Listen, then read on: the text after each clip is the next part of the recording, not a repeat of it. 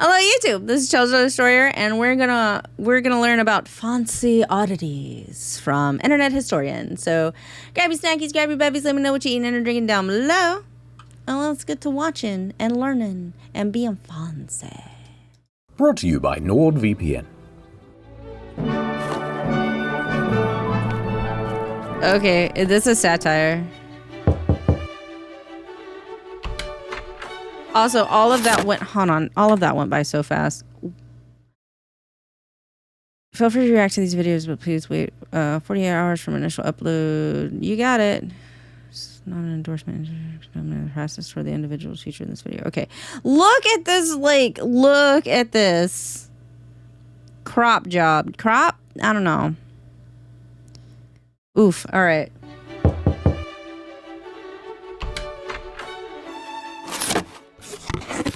Hello. Oh. Hi. It's you. It's me. You've completed the crash course on theatre and wine, have you? Yes. Feeling Correct. smug, are we? Deserving of love, perhaps? Worthy of eye contact? I want your lounge. Whatever that thingy is, I want it. That's cute. But there's still a lot more work to be done. Look here. These shoes are made from real Italian leather. This bag They're ugly too. is made from the leather That's a nice looking bag though. of real Italians. Not impressed? Real Italians. How about this fur coat? It's made from the wolf of Wall Street. I was looking at it, I was like, I don't think that's a real fur coat. But like it's made from the Wolf of Wall Street. That's pretty funny. An Xbox with the original PT demos still installed. Woo! A signed first edition copy of Moby Dick with its little-known sequel, Moby Balls. And last but not least, the Cuttlefish? squid from just- Squid Game.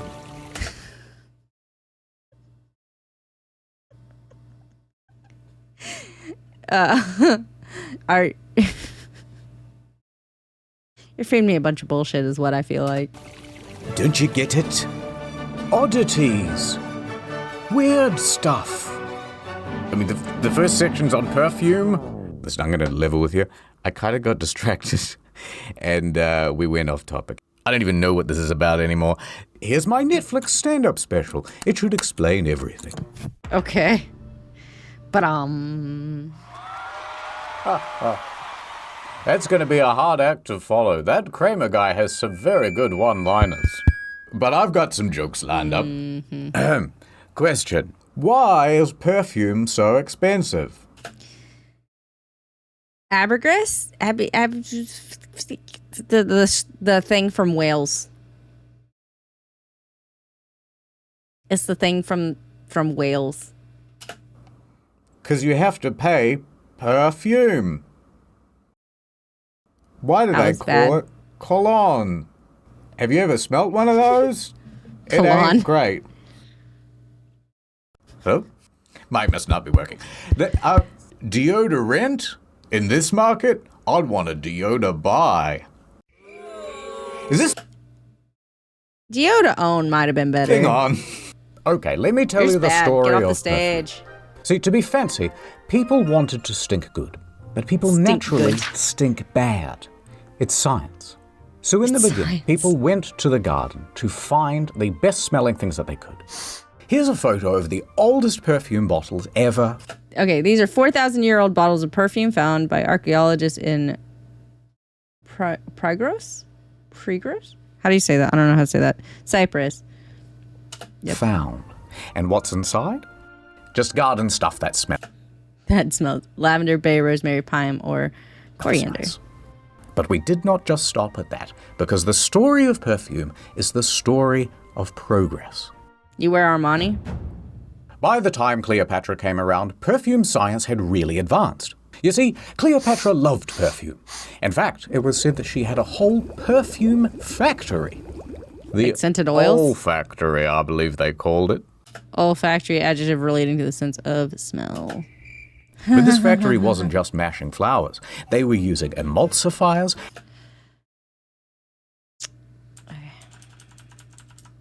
Emulsifiers helps break down fats and oils and makes them gooder.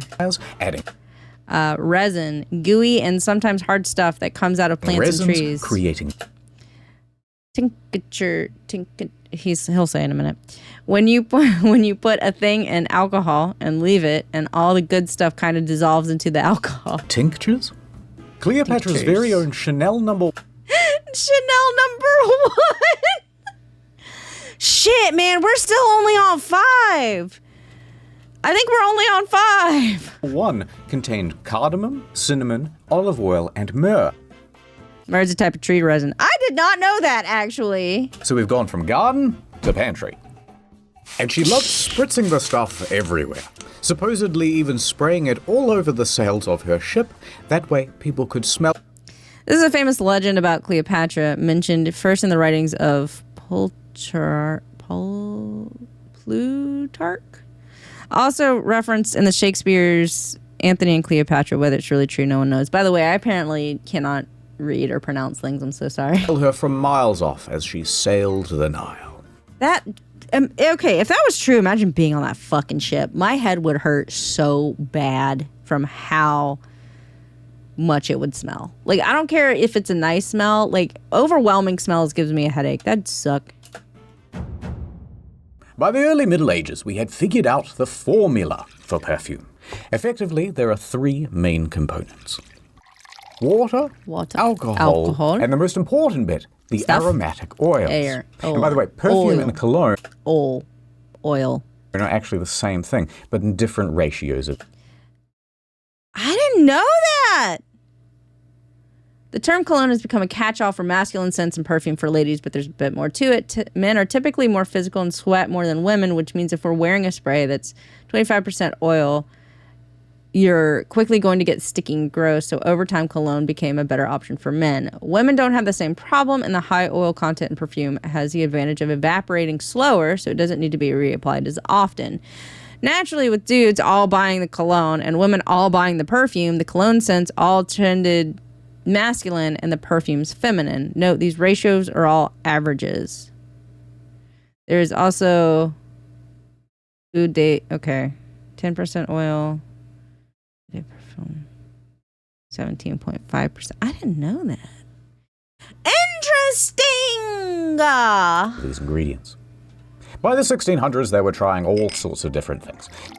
Some things went well. Dude, pine. What about orange? I call it new car smell. New car smell. But once global trade opened up, our tastes became more exotic. Out of the pantry and into the petting zoo. For you see, it turns out that animals have been hoarding all of the most bestest perfume smell. It is time for the musk. Yes. In the olden days, a bunch of manly men would brave very rough seas in order to pull aboard sperm whales. Now, they would cut open the digestive tract and pluck out a secretion of bile called ambergris, or in English, grey amber. Sometimes they would harvest. You don't pronounce the is? It's ambergris?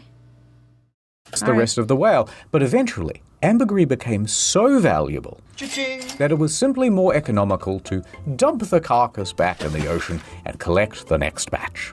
Jesus. Like when you kill a racehorse for its prize-winning jizz and then just leave it there on the tracks.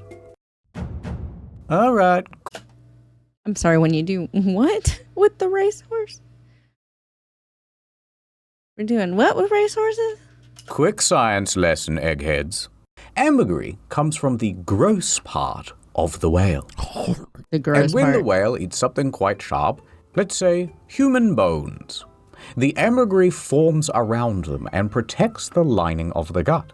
That's the ambergris' role. Most commonly, it's to protect from the beaks of giant squid, which are a favored prey of sperm whales. So it's like I don't know if y'all did a biology class where you had to like dissect the thing that owls spit up.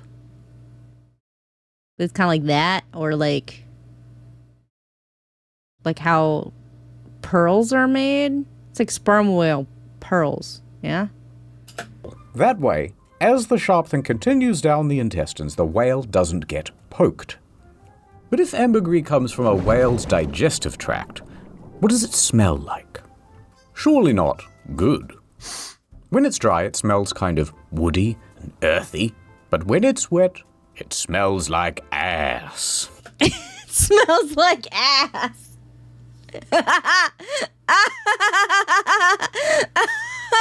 Okay. When it's fresh, it's basically feces.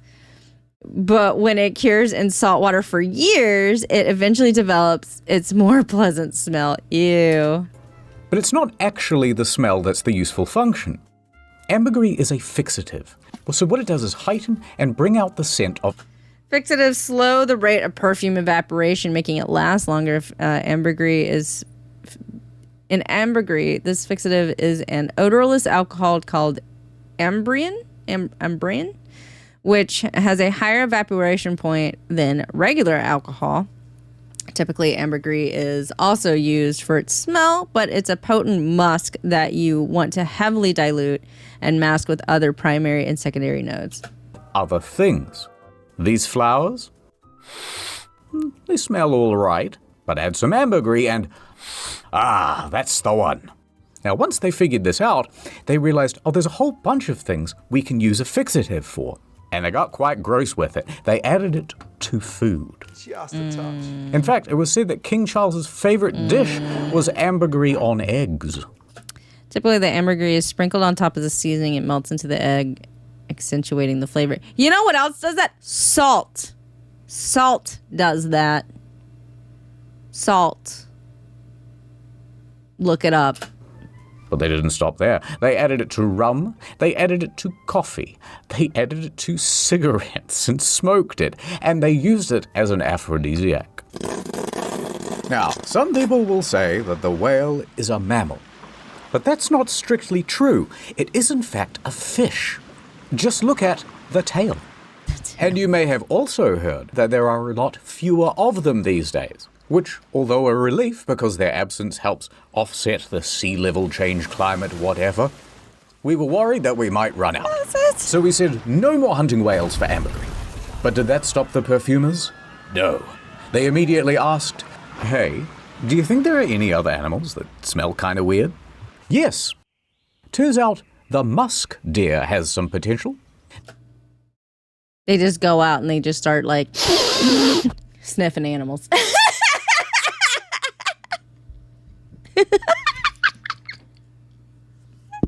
Getting all up in there. Now, we hunt the male musk deer specifically because it has a particular gland called a musk pod, which, when dried out, looks like this. Oh. And it uses it to mark its territory and attract mates. My sim made you physically recoil.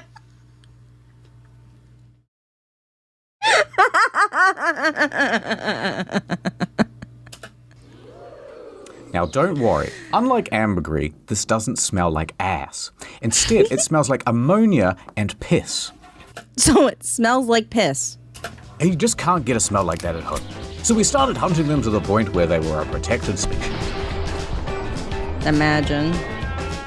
So the authorities said, you have to find a different animal.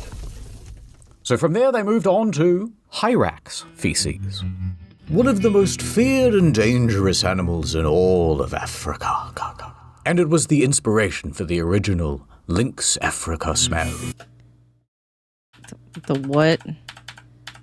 Only people in Australia and the UK will get this joke. All right. Now, their feces, when dried, is called hyracium, or Africa stone. Okay. But it's not just these ones, they have other stones in Africa. Come on, guys. Now, the smell is fairly similar to deer musk, but unlike the deer, the hyrax doesn't need to be killed or disturbed for their... That smells similar to musk, tobacco, and wood. It also has fixative qualities. I hate that we're learning this. All right. Feces, they're just giving it away. In fact, hyrax even have a communal toilet, which is used for generations, which makes it very easy to collect up all the good stuff. But it's not just the hyrax. I've got other animals. Remember I've got other those animals. civets from the Varus videos? Wait, don't wash that thing's anus. Mom, get the bottle, get the bottle. Yeah. Turns out it's the anal gland of the civet that's Yeah. actually the important smelling bit. Who's figuring this out? Why don't they use the good parts of the animal? It's the bacon part of the pig, you know? Anyway, it's the ass that produces all the delicious musk.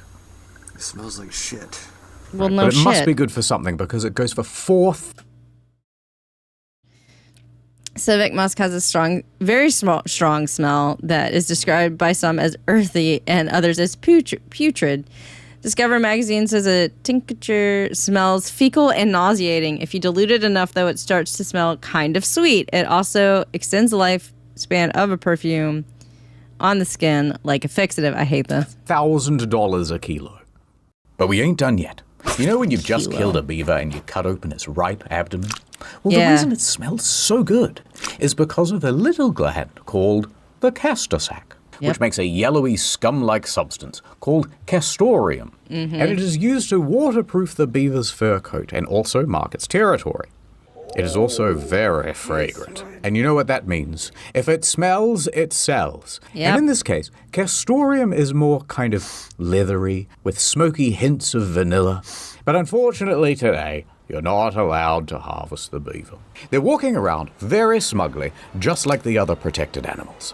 But you know what? We don't need them, because we have a synthetic version of castoreum now, and it's just as good. And you know what? We've got a synthetic for the whale, the deer, and the civet now. And they're used in lots of mainstream perfumes. Modern day, we've got a synthetic version of practically everything. And even better, the advancement of synthetics has opened up a huge range of smells that were never possible to distill or capture before. And the result is some very silly perfumes. You know that bacon bit of the pig? We got that now. Windex smelling. Pretty much anything you can think of, really, someone has created a fragrance of it. Yeah. In some instances, we're even beating nature herself. For example, you know those roses that you get at the florist? And then people go, these smell beautiful. But actually, those roses are not bred to smell good. They're so specialized for good looks, longevity, and disease resistance that they've practically altogether lost their smell. So often what the florist will do is add an additional scent to the flower I did not know that. post-picking. And typically a synthetic rose perfume is used because it lasts longer and doesn't dry out the flower. Yep, we're just that good. And what's the future for perfumes? Well, I don't know. But what I do know is it's going to involve some comedy gold. Anyway, where was I? Oh, yeah.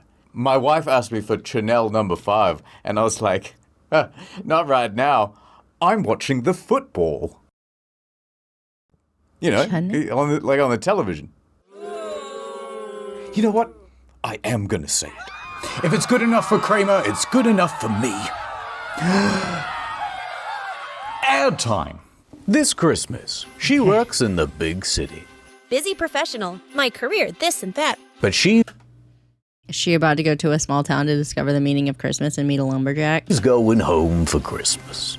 Small towns are the worst. I'm a big city career gal. Oh my god, are you okay? I am now. And she's about to learn the meaning of Nordmas. The most VPNist time of year with a 30-day money-back guarantee if you go to nordvpn.com/internethistorian.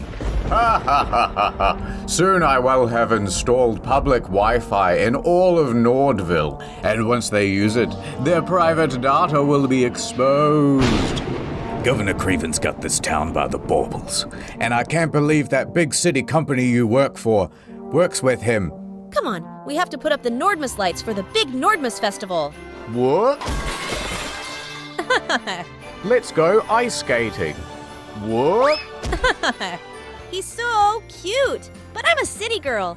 Girl, you sound like you're in love. I thought I knew what Nordmas meant, but it means nothing without you. It's like the end of March. It's always like the end of Nordmas March. time of year with Nord's huge discount on a 2-year plan. Use the URL, nordvpn.com/internet story. Yeah, they really do. It's the best VPN in town. Now I love small town, and I'm in love with Nordman, but I can't leave behind big city Korea. True love and a really good VPN don't come around too much. You gotta take a chance. Boss, I don't care about making partner at the firm anymore. I've found my new home. Big public Wi-Fi is spreading across the city. Nordmas will be ruined. Ho, ho, ho.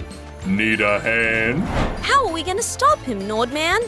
With this Nord-themed brick. This brick. We're gonna kill him with a brick.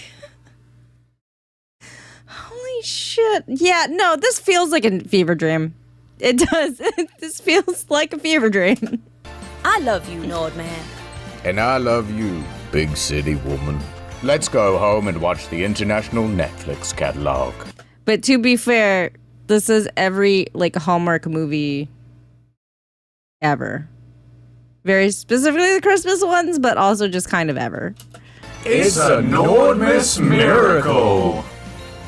Go to nordvpn.com/internethistorian to get a huge deal on a 2-year plan plus 4 bonus Nordmas months. Ad's over. You know, that ad makes me think about the time I nearly had a wife. Feels like a lifetime ago now. I was in Japan, living the digital nomad lifestyle. I had Is a that what you were startup doing? selling seashells down by the seashore. But I broke the one rule of being a digital nomad. I got mad. Digitally. Sometimes fingers are called digits. Get it? And that's when I saw her. It was love at first sight. Oh my god. All right. Does she also have a bald Remember her spot? laugh? Or her hair change? A lot. Every morning, breakfast in bed. But the truth was, I had no money. We couldn't live on love alone. So I left. I sought out.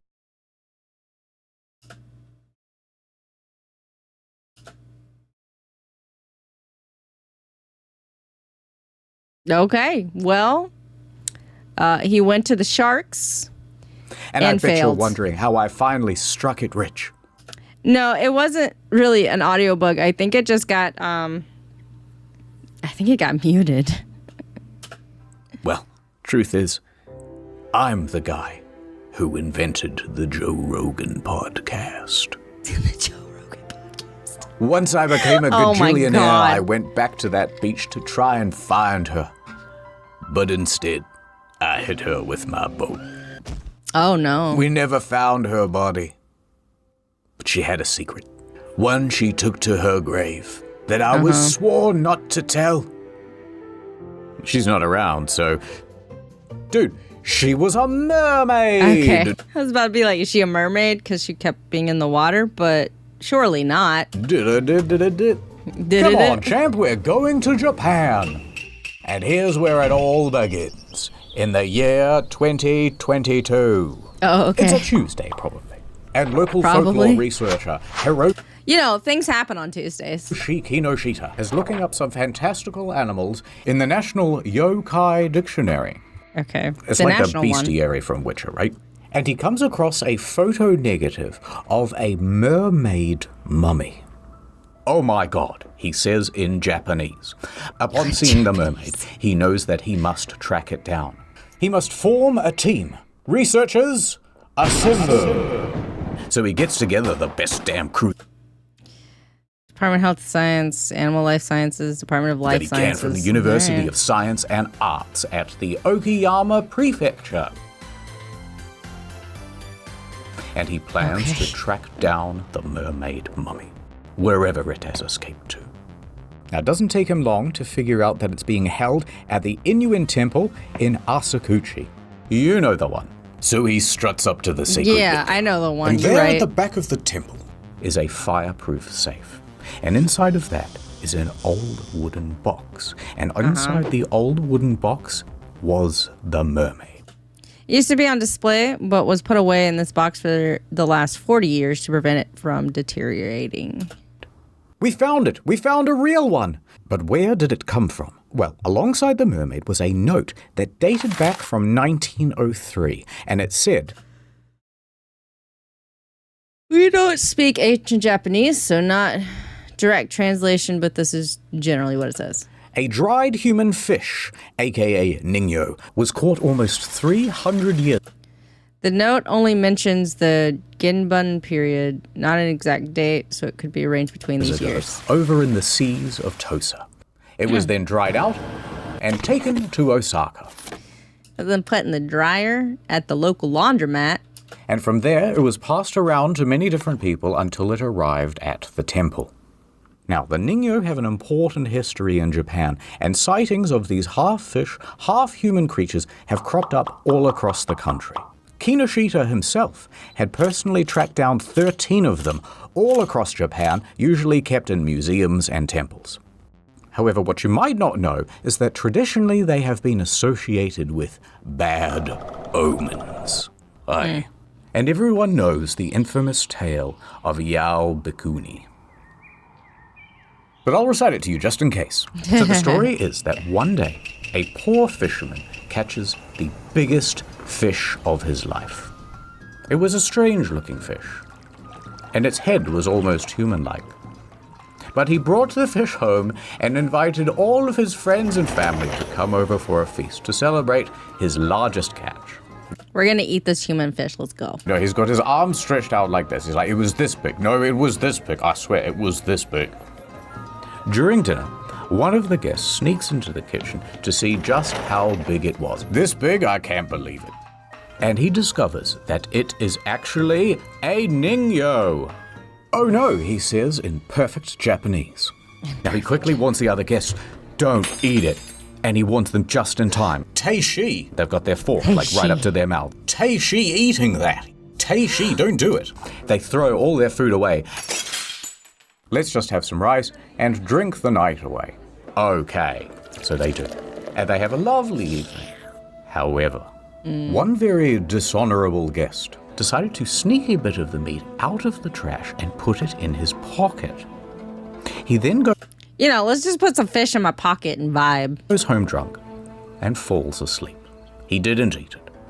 But when he woke up the next morning, he checks his pockets and... no! The delicious fish piece is gone. Turns out, in the night, his daughter had been rummaging around in his pockets looking for treasure, and she found the meat from his pocket. And she was such a greedy guts that she decided to eat it. Why in the fuck? Like, why would you do? What the fuck? Why would you do that? Then and there. The father was terrified for his daughter. But she didn't seem to be sick. Do you feel weird at all? And he's shaking her. He decided not to tell her anything. Maybe it'll all be okay. You're gonna get food poisoning. What do you mean? It was in my pocket. It was an old fish that I got out of the trash can that was in my pocket. It had been in there for hours. However, from that day forward, the daughter never aged. That's right. She remained a young adult forever. She eventually went on to marry. But as her husband got older, she stayed the same age. Eventually her father got old and died. And soon enough did her husband too. Everyone she ever knew was getting older and dying, but she remained the same age. She was immortal. Eventually, at age 120, she decided to shave her head and become a Japanese nun. She traveled the country, planting trees as she went. And she did this for 800 years. Dang. But eventually, she grew tired. You know what? I'm tired of living. She entered a cave in her... I mean, it'd be like lonely as hell, right? A hometown of... Obama.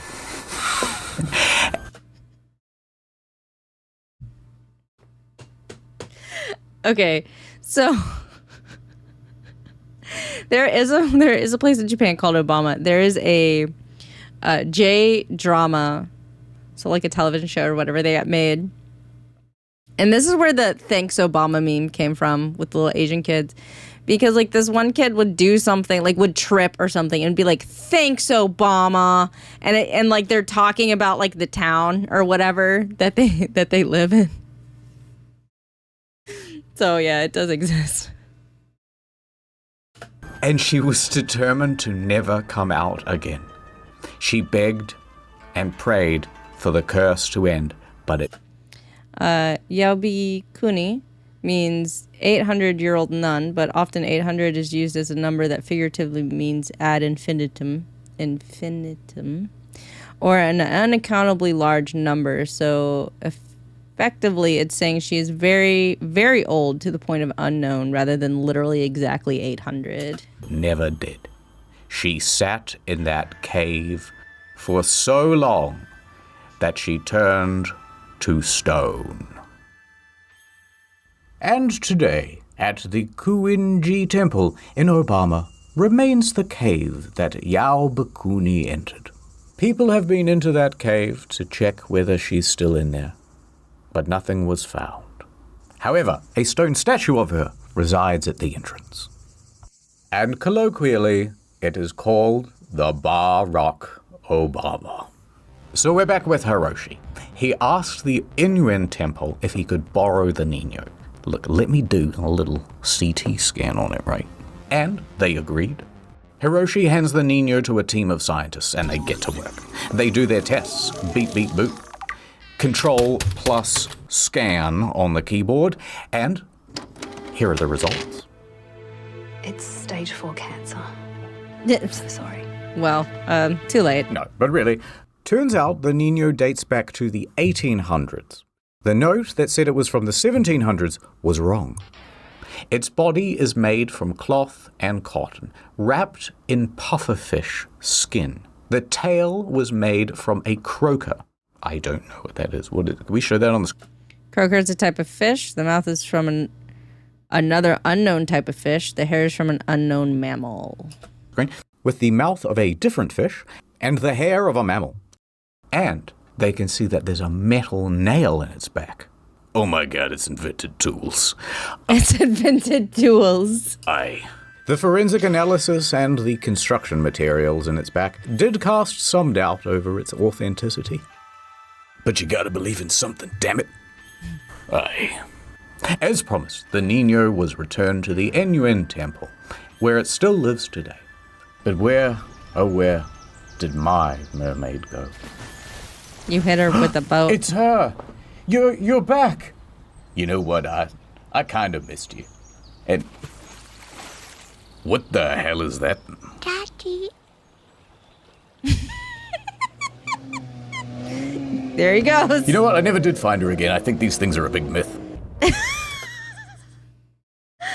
Oh my god. Jeez, you bet that temple was angry? Because they disproved the relic that they had? Yeah, imagine.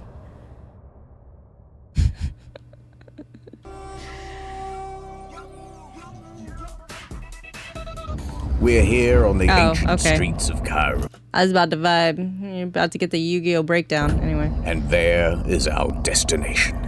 In these triangles, the greatest luxury that all the elites crave. Oh, God. No, not that. The second most thing that... Mummies! You can find them in these tombs, and there's only ever like one dude guarding them. But before we take, we must understand.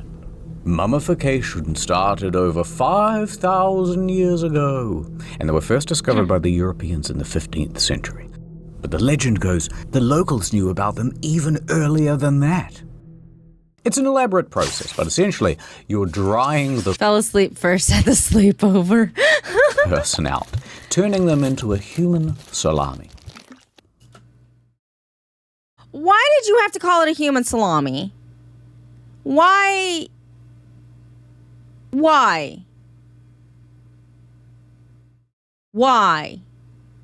Human salami.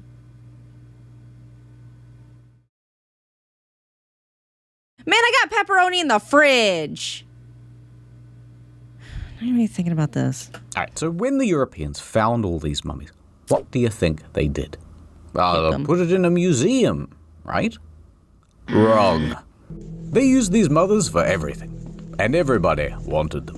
What do you mean they used them for everything? Well, fancy people would take whole mummies and show them off to their friends at fancy dinners. Uncovering the dead at a Victorian mummy unwrapping party. One of the most ghoulish and lesser-known ways upper-class Victorians got their creepy kicks was by hosting and attending mummy unrolling parties. The host would buy a mummy from an auction or a specialist dealer with contacts in Egypt when the invites would go out. Okay. Like, why? Like, why? Why? Why? Because, like, I don't want to be unwrapping a corpse of a person. That's just me. To really show off the owner's wealth, they would sometimes unwrap them too.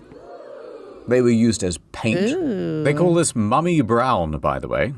They were used as fertilizer. Oh man, talk about supercharging your soil.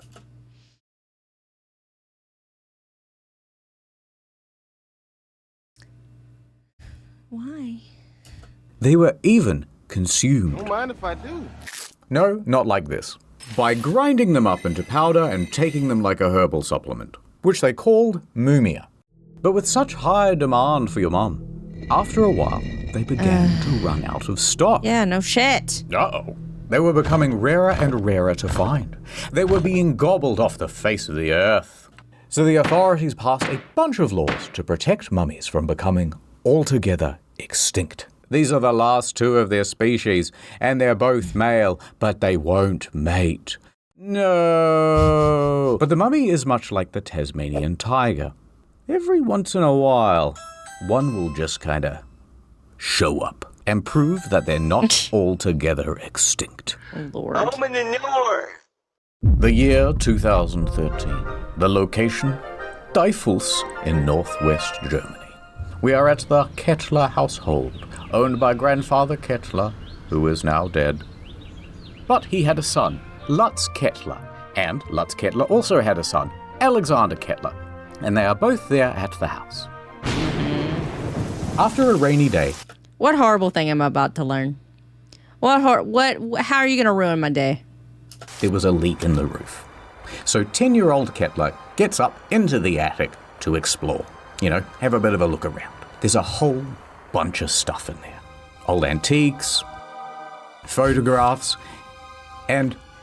The ark. Oh, some old roof tiles. Those will be useful. So he goes over to the roof tiles and... behind them is something strange. A box. A mystery box. Now the kid is smart and he's seen Jumanji, so he knows not to touch the box and instead go tell his dad. Now the dad drags the box into the center of the room. And he opens it. And There's inside, recreation. a smaller box. But it's very curious because it is covered in hieroglyphs. Look at that padding around this thing, too. So Lutz crosses his fingers, hoping nothing supernatural will happen. And he opens the inner box. Man, I hope nothing supernatural happens. I also hope I don't get like some weird infection from, or get poisoned from breathing in fumes of this thing. Inside is a mummy. Oh my god. But there's more. There's also two smaller boxes. One contained a death mask, and the other... Death masks are typically made in the likeness of the person mummified. They were thought to protect the soul of the person in the afterlife. Canopic jars were containers used to hold the organs of the deceased, which are removed during the mummification process. The jars were buried with the body so that the deceased could take them to the afterlife. What was your granddaddy doing? A canopic jar. All right, so he might have a dead body in the house now. So naturally, he calls the authorities. The police show up and ask some questions. Lutz then explains a little bit of backstory. He remembers that in the 1950s, his father went to Derna in Libya. There, he acquired a chest and had it shipped back home. He remembers a conversation about it, but grandfather Kettler insisted that it was a replica. Das ist ein Replika, son. Not a real mummified person. Now, at this point, the police did not think it was a real body, but it was worth getting it scanned just in case. So he loaded it up in his station wagon, and off he went to the Berlin Archaeological Institute. Now, they agreed to do a scan, and so they're fiddling with buttons and dials and stuff, and it's fake, right? It's fake? Well, here's where things get a little more dramatic. Results: inconclusive. What do you mean there inconclusive? There is a fully formed skeleton here. Now, that is unusual for a fake. Often a fake will just be shaped like a person, then filled with sticks and cloth and rubbish. However, it got even stranger. They found that all of the bones were wrapped in some sort of metal plating or foil. Next, they looked at the skull, and that's where things were the most odd. It was very realistic. Its teeth had roots. Its form was more intricate than the typical fake. It also had a laurel, but even more notably, there was an arrowhead lodged in the eye socket. Now that is very unusual for a fake. Hold on, I got more evidence to do. So they're doing more tests and stuff. All right, we've carbon tested. Okay, so are you telling me that, like, either A, it's a real mummy, B, it's the head of a guy that they put on a fake body and then fake mummified, or real mummified? I don't fucking know. Because, like, if the bones are covered in metal, that's difficult to accomplish. So, like, the linen wraps. What's the verdict? Well, those are from the 1900s. Now the plot is thickening. We have a supposed are from the 1900s. Kettler insisted on having the corpse itself tested, though, intrigued at the possibility of it being real, despite some pointing out that the body was bound in 20th century cloth. Hundreds. Now the plot is thickening. We have a supposed fake mummy, but with a very realistic skull, perhaps murdered by an arrow to the head and bandages that date to the modern day. That presents a new problem, because it's not unheard of for people to do a murder in the modern day and then cover things up by disguising the body as an ancient artifact. For example, in the year 2000, there was a man who claimed he found the mummy of an ancient Persian princess, the daughter of Xerxes. However, when they examined the body, they found it was, in fact, a potential murder victim from 1996 who died from bludgeoning. All right, so the police now actually have to get involved, and it's about to get even more complicated. So they confiscate the body, and they do their own tests, and the results this time say, nope, this thing is 2,000 years old. It's not fake at all. It's ancient. What? So eventually the experts all get together and go, okay, this is dumb. Let's take it to Eppendorf University and have it properly tested, and not just tested, crack the thing open like a delicious Kinder Surprise. So this new set of experts gets to work, and when they open up the mummy... Alright, remember how we said that the bones were covered in a special type of foil or metal plating? Yeah. Well, it turns out the scientists didn't quite get that right. Instead, the bones were sprayed with a metallic chemical that prevented X-rays from going through. The bones were made from plastic. Or at least, the body was. Turns out... Here it is. It's going to be a real head. The skull is real. Yes, a real skull, and not from an ancient mummy, but from a 20th century man. However, it was not a murder. This skull is from a cadaver, and it was medically prepared for education. Process for medically preparing a skull. Soft tissue remover, boil in water for 30 minutes, add potassium hydroxide, and continue boiling for 1.5 hours. Why are you telling me this? Bleach by soaking in hydrogen peroxide for 12 to 14 hours. Wash with water, then soak in acetone, air dry, lacquer. Why? Why do I now have that information? Educational purposes. Yeah, they foil wrap the human salami. And what about that arrowhead? Well, it turns out that that's from a children's toy. Someone just popped that in the eye socket as a joke. So finally, the mystery was solved. It's just a plastic skeleton with a real dead guy's head put on it. Wait, how does that solve the mystery? Anyway, so Lutz was satisfied that the whole thing was fake and not a murder victim. Oh, let's put that back in the attic. No, you got a real guy's head in there. I don't want to put that back in my attic. I don't want that. I don't want this. said very Germanly. But then, eine Bitte? Was ist das? He says. Another box? The Book of the Dead? Well, that sounds like a fun read. So Lutz starts reading the ancient Egyptian out loud. Anaxunamun, Imhotep, Oh my Brendan God. Fraser. And what happened next will shock you and make for a very good thumbnail.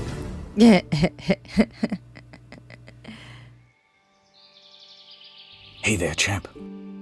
Hi. You're probably wondering why I'm out here on this park bench. That's a big park bench.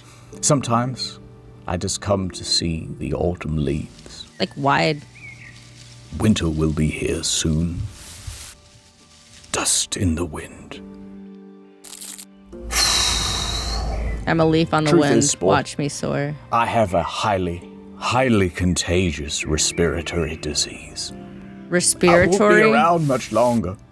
Quit picking up Dust that in the one leaf. Thank you for spitting on me. It's awesome. I'm like Willy Wonka from that movie. And you're like that ugly kid from the Willy Wonka movie who gets all his stuff. Or the Oompa Loompa. I don't know. I haven't seen it. The point is you're so close to being fancy. I can feel it. There's just one lesson left to learn. Anyway, speaking of ancient Egypt, here's this ancient Egyptian gun. Franz Ferdinand, what are you doing here? Of course, he's not the real Franz Ferdinand. He's a mummy. Now, the thing about the ancient Egyptian gun is that it's very Uh-oh. I hit your congratulations for being somewhat fancy cake. Come on, Mr. Ferdinand. Nice. We've got to clean this up before the Park Services Commission hears about this and they make another complaint. Right, we're almost done with this Yugi found the Millennium Glock. series, and then it's back to the usual content. So in case you missed it, there's also Drinking on Incognito, a new story mode out next week. And if you like fancy, that's great. But if you don't like fancy, don't worry. Yeah, pressure wash fake Franz Ferdinand. Mummy Franz Ferdinand. That'll go super well. It's not forever. Ooh, goodbye. Ooh. Ooh. Don't forget NordVPN. NordVPN.com/internetastory. Huge deal on a 2-year plan. You'll love it. Yeah, the video is a little all over the place. That's just kind of who he is as a person, I think, to be honest with you. Yugi King and It Kai, thanks for the follows, guys. Welcome.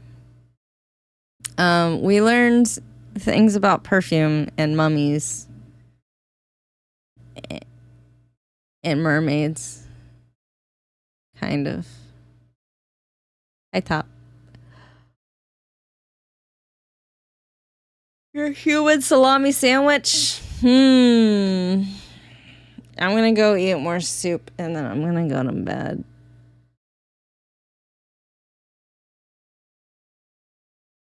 I didn't want to learn about penguins.